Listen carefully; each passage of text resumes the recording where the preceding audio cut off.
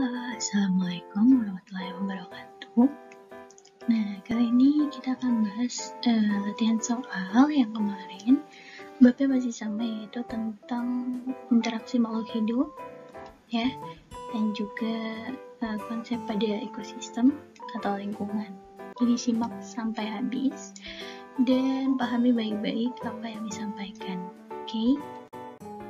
Oke, pada nomor 1, tumbuhan disebut organisme titik-titik karena mampu menghasilkan makanan sendiri dan menyediakan bahan makanan bagi organisme lain. Nah, ini sudah sering sekali Miss ulang ya. Yang tumbuhan ini organisme apa? Yaitu kalau heterotrof apa? Heterotrof itu dia bergantung pada organisme lain, artinya dia tidak bisa membuat makanannya sendiri ya. Tuh, tidak bisa membuat makanan sendiri. Nah, kalau autotrof ini dia dapat membuat makanan sendiri. Nah, contohnya apa yang dapat membuat makanannya sendiri? Yaitu tumbuhan. Oke. Ini tumbuhan.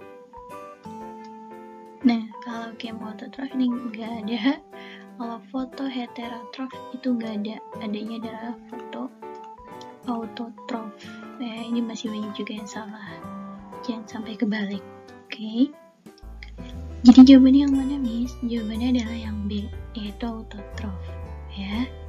Lalu yang kedua, pada ekosistem laut, di atas ikan besar mendapat energi dengan memakan ikan-ikan kecil. Nih, nggak usah ya.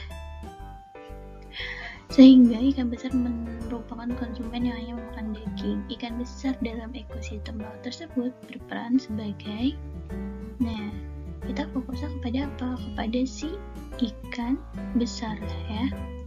Tadi ikan besar mendapatkan energi dengan memakan ikan kecil. Jadi ikan besar dia makan ikan kecil, ya kan? Memakan ikan kecil, sehingga ikan besar merupakan konsumen yang hanya memakan daging. Ya, ikan besar konsumen yang memakan daging. Kalau makan daging adalah karnivora. Ya, benar gak? Nah, yang ditanya perannya si ikan besar apa dalam ekosistem laut? Yaitu jawabannya adalah karnivora, ya. Kalau omnivora kan segala makanan. Kalau herbivora, tumbuhan. Kalau organisme tingkat trofik, ya enggak ya, karena yang ditanya adalah perannya. Gitu, oke. Jawabannya karnivora. Lanjut. Nah, di sini nomor 3. Berikut ini yang merupakan lingkungan abiotik. Yang ditanya adalah lingkungan abiotik. Abiotik artinya adalah lingkungan yang tidak hidup. Nah, kemarin contohnya ada apa aja? Ada cahaya, ada air, tanah, suhu, terus ada kelembaban ya, dan lain-lain. Nah, contohnya apa kalau lingkungan yang abiotik? Yaitu yang C ya. Kalau A, tumbuhan, belalang, bakteri. Tumbuhan itu produsen, berarti masih masuk ya ke biotik. Belalang masih juga, bakteri pengurai masih juga. Kami rumput kucing masih termasuk biotik. Udara, air, abiotik ya. Tapi kalau tumbuhan itu masuknya sudah biotik gitu, oke. Lanjut, nomor 4. Berikut ini merupakan lingkungan biotik. Nah, ini nih lingkungan biotik. Kebalikannya dong berarti. Kalau yang biotik berarti adalah makhluk hidup ya. Berarti ada apa aja? Ada tumbuhan, ada hewan, ada manusia. Di sini jamur air ikan, air tidak termasuk ya, air alias abiotik. Ikan jamur rumput, ikan hewan, jamur tumbuhan, rumput tumbuhan, berarti bener ya yang B. Kalau udara, air, tumbuhan, udara dan air adalah abiotik. Sinar matahari, tanah, udara, ini udah jelas salah, yaitu ini abiotik. Jadi jawabannya yang B gitu ya. Oke, jangan sampai terbalik nih, abiotik dan juga biotik. Nomor 5, Ben mendapat data komponen abiotik dan biotik di halaman sekolahnya. Nah, di sini ada data-data yang Ben temukan.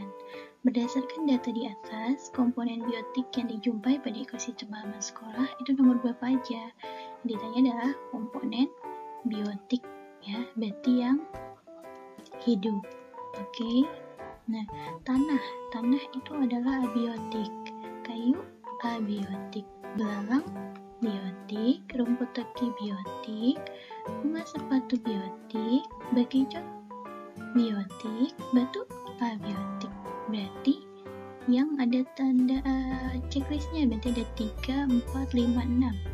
3, 4, 5, 6. Berarti yang D. Karena 1, 2 salah, 1, 3 benar, 7 salah, 1 salah, 2 salah, 4 benar, 7 salah. Gitu. Yang salah ini termasuk, yang salah adalah komponen abiotik.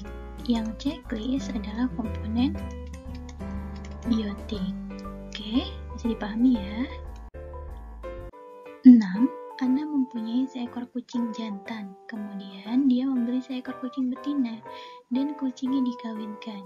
Setelah beberapa bulan, kucing betina melahirkan 5 ekor anak kucing yang lucu-lucu. Kucing tersebut suka memakan tikus yang berkeliaran di rumahnya. Bahkan ayam goreng dan ikan asin yang dimasak ibunya pun pernah dimakan oleh kucing Ana. Nah, tipe pola interaksi yang terjadi antara kucing dengan tikus adalah, nah, yang ditanya apa? Tipe pola interaksi. Oke, Miss tulisin dulu ya di sini. Pola interaksinya siapa? Kucing dan tikus. Coba diulang lagi. Kucing tersebut suka memakan ikan. Suka memakan tikus yang berkeliaran di rumahnya. Berarti apa?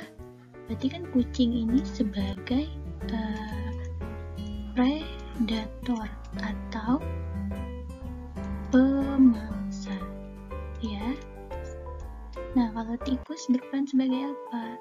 Sebagai yang dimangsa atau korbannya ya.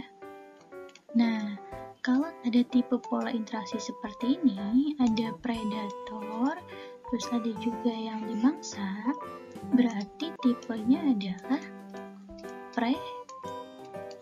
predasi ya. Ada yang makan dan ada yang dimakan gitu. Predasi ya. Kalau simbiosis banyak, ada simbiosis mutualisme, komensalisme, tapi kan ditanya hanya kucing dengan tikusnya aja. Kalau netra mah tidak terjadi apa-apa ya, artinya tidak ada yang diuntungkan atau dirugikan. Kalau kompetisi ini saling memperebutkan sesuatu, entah itu makanan, terus habitat dan lain-lain gitu ya. Bisa dipahami ya, baca soalnya baik-baik. Pak Heru mempunyai kebun seluas 100 mm persegi, terdapat pohon pisang sebanyak 200, pohon rambutan sebanyak 50 pohon, dan pohon mangga sebanyak 10 pohon. Di kebunnya juga terdapat seekor katak dan seekor tikus. Berdasarkan bacaan, yang termasuk dalam populasi adalah, nah yang ditanya adalah populasi. Kalau populasi berarti adalah kumpulan individu, ya, atau individual boleh, kumpulan individu. Nah, berarti jumlahnya nggak cuma satu, ya, jumlahnya banyak, benar kan? Nah, kalau dilihat dari bacaan, yang jumlahnya banyak ada apa aja? Ada pohon pisang, ya kan, ada 200 pohon. Terus ada pohon rambutan. Terus ada apa lagi? Pohon mangga, ya kan? Nah, katak dan tikus kan cuma satu ekor, ya, berarti ini individu masuknya. Itu salah. Pohon pisang, katak dan tikus. Katak dan tikusnya individu, salah. Pohon pisangnya benar. Pohon rambutan, mangga, dan katak. Kataknya individu. Pohon rambutan dan mangganya benar. Pohon rambutan dan pohon pisang. Ya, ini ya, karena yang jumlahnya banyak. Oke. Lanjut. Bakteri dan jamur mendapatkan energi dari makhluk hidup yang sudah mati, yaitu merombak senyawa organik menjadi senyawa anorganik. Peran bakteri dan jamur dalam suatu komunitas adalah, nah, yang ditanya adalah peran bakteri atau jamur. Nah, ini udah bisa ulang-ulang, tapi masih juga banyak yang salah. Perannya adalah apa? Kalau kita lihat tingkatan trofik, ya, mulai dari adanya produsen, terus konsumen tingkat 1, konsumen tingkat 2, sampai kepada pengurai. Pengurai itu namanya apa? Nama lainnya adalah decomposer, bisa, ya, atau detritivor juga bisa. Nah, si bakteri dan jamur ini masuknya kemana, Miss?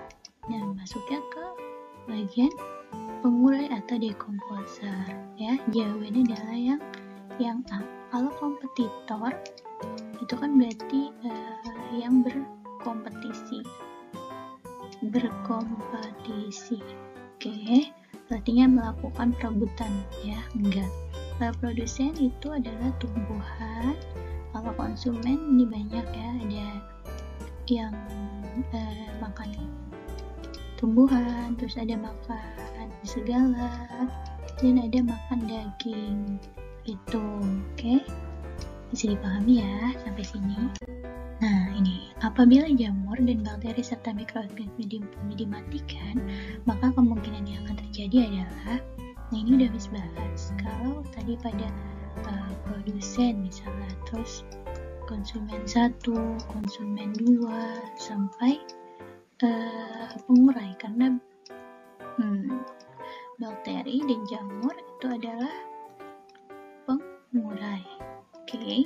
Nah, ketika pengurai ini tidak ada, ya, ketika ini tidak ada, nah, misalnya konsumen 2 ini misalnya elang. Nah, ketika elangnya mati, siapa yang mau menguraikan elang kalau nggak ada jamur dan bakteri? Nah, nanti elang-elang ini nanti akan menumpuk, ya, artinya menjadi sampah yang bertimbun atau bertumpukan, gitu. Oke, ini contoh aja, contohnya elang kalau mati misalnya, gitu ya. Kalau tumbuhan menjadi subur, ya kan nggak ada jamur bakterinya, jadi nggak, sampah-sampah tertimbun. Ini jawabannya. Produsen akan semakin banyak, ya nggak juga ya, karena kan masih ada konsumen tingkat 1 gitu, terus tingkat keberapa itu masih ada. Konsumen akan semakin banyak, ya nggak juga ya, karena kalau pada jaring-jaring makanan, ya, ini kan konsumennya masih bisa lagi dimakan oleh konsumen kesekian, gitu. Oke. Perhatikan gambar di bawah. Berdasarkan piramida ekosistem di atas, katak dan ayam ditunjuk oleh nomor 2 pada piramida berperan sebagai organisme tingkat. Nah, ditanya adalah katak dan ayam. Nih, gambar nomor 2, ya. Tingkatan trofik keberapa kalau pada piramida makanan atau piramida ekologi? Kemarin bisa dijelasin ya, kalau semakin ke bawah artinya jumlahnya semakin besar. Nah, lihatnya berarti menghitungnya itu dari bawah ya. Kalau produsen, ini tumbuhan, ini adalah tingkat trofik yang pertama. Oke. Lalu naik lagi. Yang kedua nih. Ini adalah tingkat trofik kedua. Ya, berarti ayam sama katak adalah tingkat trofik ketiga. Kalau yang paling atas ini adalah trofik keempat, ya. Itu berarti ayam sama katak berarti trofiknya trofik ketiga, gitu ya. Oke, dilihatnya dari bawah, jangan dari atas. Kalau dari atas ya pasti jawabnya nanti tingkat trofiknya tingkat trofik kedua, gitu. Jadi tingkat trofik pertama ini populasinya banyak, ya. Jadi kamu ingat aja kalau populasinya banyak itu adalah si tumbuhan. Oke, pahami lagi ya video dari Miss. Oke, kalau gitu sampai sini dulu video pembahasan kali ini. Diulang lagi kalau belum paham, ditambahkan ke catatannya. Kita ucapkan hamdalah. Sampai jumpa di pertemuan selanjutnya. Assalamualaikum warahmatullahi wabarakatuh.